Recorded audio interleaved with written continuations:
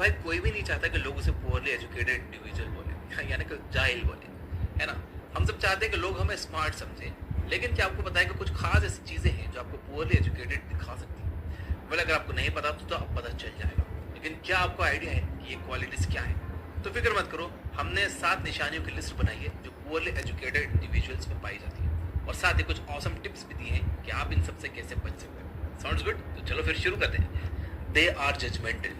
कभी किसी ऐसे इंसान से मिले हो जो लोगों को जज करना बंद ही नहीं कर सकता, हर छोटी से छोटी चीज को क्रिटिसाइज करते हैं, और चाहे किसी ने कितनी भी मेहनत की हो वो कभी पॉजिटिव बोलते ही नहीं। मैं जानता हूँ आपके दिमाग में क्या चल रहा है, क्या पता ये इंसान बहुत हार्ड टू प्लीज हो, मे बी इनके स्टैंडर्ड बहुत हाई हो और सबसे वो भी हाई स्टैंडर्ड एक्सपेक्ट करते हो। लेकिन बात यह है भाई कि हाई स्टैंडर्ड्स वाले लोग ओवरली क्रिटिकल लोगों से अलग होते हैं। इनफैक्ट ज्यादातर जो लोग दूसरों के बिहेवियर को जज करते हैं वो अक्सर खुद वही गलती कर रहे होते हैं। तो अगर आप ऐसे किसी इंसान के साथ फंस गए हो जो हमेशा ऐसा करता है, तो थोड़ी दूरी बनाकर रखना ही आपके लिए बेस्ट होगा। Number 2, they talk first then think later, यानी पहले बोलते हैं फिर सोचते हैं। पोल एजुकेटेड इंडिविजुअल्स से एक कॉमन गलती होती है, पहले बोल देते हैं फिर अपने शब्दों के इम्पैक्ट के बारे में सोचते हैं। स्मार्ट लोग जानते हैं कि जो भी दिमाग में आए वो तुरंत नहीं बोल देना चाहिए, पहले वो उसे प्रॉपरली माइंड में एनालाइज करते हैं। क्या ये सही बात है अभी बोलने के लिए? मेरे शब्दों का इस इंसान पर क्या असर होगा इस वक्त? ऐसे क्वेश्चंस हम खुद से पूछ सकते हैं कुछ भी बोलने से पहले। इससे ना सिर्फ इंसान की इमोशनल इंटेलिजेंस दिखती है, बल्कि ये भी पता चलता है कि वो अपने कॉग्निटिव प्रोसेस पर कॉन्शियसली एफर्ट डाल रहे हैं, जो आगे चलकर उन्हें और स्मार्ट बनाएगा। नंबर 3, ये लोग अपनी राय नहीं बनाते। क्या आपको ये देखकर बुरा नहीं लगता कि जब कोई दूसरों के ओपिनियंस को बिना वेरीफाई किए मान लेता है? आपके ओपिनियंस आपकी कोर वैल्यूज और फिलॉसफी को रिफ्लेक्ट करनी चाहिए, इसलिए जब आप बिना सोचे समझे किसी और के ओपिनियन को फॉलो करते हो तो आप उस इंसान की लाइफ का रिफ्लेक्शन बन जाते हो, और उनके ओपिनियंस आपके लाइफ डिसीजंस को अफेक्ट करने लगते हैं।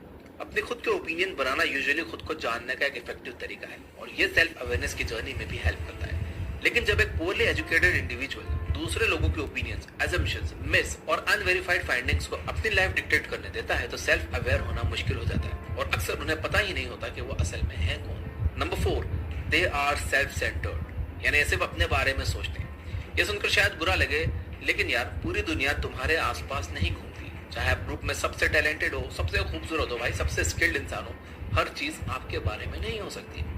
Self centred individual usually inconsiderate होते हैं, और उन्हें दूसरों की फीलिंग्स की कोई परवाह नहीं होती। वो सोचते हैं अगर इससे मुझे फर्क नहीं पड़ता तो मुझे बॉदर क्यों करना चाहिए। ये लोग कन्वर्सेशंस को भी अपनी तरफ मोड़ने के शौकीन होते हैं। फॉर एग्जाम्पल, आप एक रियल लाइफ टेस्ट कर सकते हो।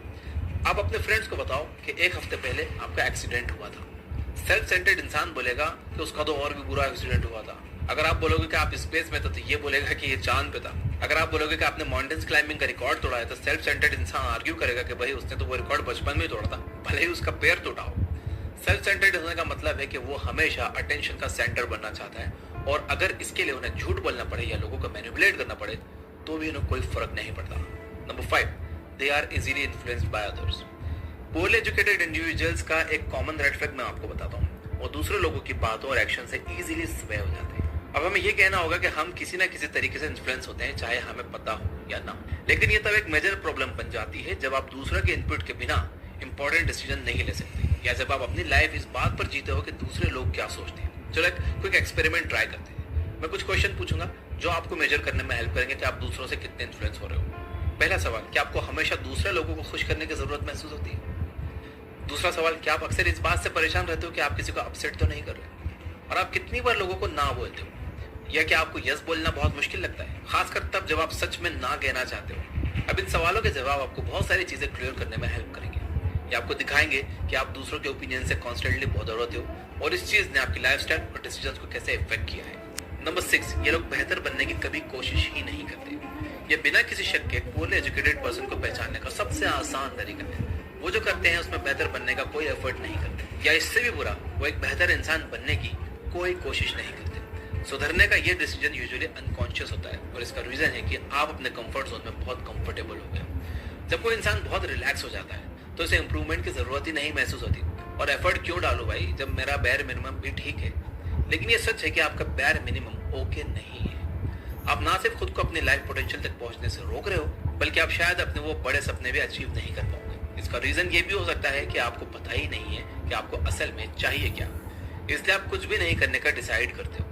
लेकिन पड़े रहने के बजाय आप अपने बचपन के पैशन को वापस इग्नाइट कर सकते हो, या सिंपली किसी भी चीज में ज्यादा एफर्ट डाल सकते हो जिसमें आपको थोड़ा सा भी इंटरेस्ट हो। नंबर 7, इनमें सेल्फ अवेयरनेस की कमी होती है। जब आपने सेल्फ अवेयरनेस की कमी होती है तो आप ये नहीं देख पाते कि आपके इमोशंस, हैबिट्स और डेली लाइफ कैसे इंटरसेक्ट करती है। आप ये नहीं देख पाता कि आपकी फीलिंग आपके डिसीजन को कैसे अफेक्ट कर सकती है और ये डिसीजन आपकी लाइफ की क्वालिटी को कैसे अफेक्ट कर सकते हैं। सेल्फ अवेयरनेस की कमी एक इंसान के रूप में ग्रो करना मुश्किल बना देती है। कम ऑन, आप ग्रो करने की उम्मीद कैसे कर सकते हो जब आपको पता ही नहीं है कि आप हो कौन।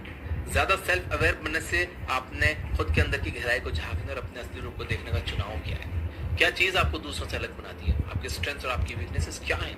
कुछ poorly educated individual self aware होने का स्टेप उठाते हैं और फिर अपने बारे में हॉरिफाइंग ट्रुथ्स डिस्कवर करते हैं, लेकिन इससे बदलने के तरीके ढूंढने की बजाय वो इसे अपने अंदर ही दबा लेते हैं, ये उम्मीद करते हुए ये फिर कभी सामने नहीं आएगा। लेकिन ये उनकी लाइफ, डिसीजन और रिलेशनशिप को अफेक्ट करता है जब तक वो फाइनली इसका सामना करने का डिसाइड नहीं करते। ये लोग अपनी इग्नोरेंस एडमिट नहीं करते। उस इंसान से ज्यादा बुरा क्या हो सकता है जिसे कुछ नहीं पता, लेकिन वो इस बात को एक्सेप्ट ही नहीं करता कि उसे कुछ नहीं पता। अपनी इग्नोरेंस को एक्सेप्ट करना नई चीजें सीखने का एक बहुत ही सही तरीका है, लेकिन जब आप अपनी इस इग्नोरेंस को एडमिट ही नहीं करते तो नई चीजें सीखना बहुत मुश्किल हो जाता है।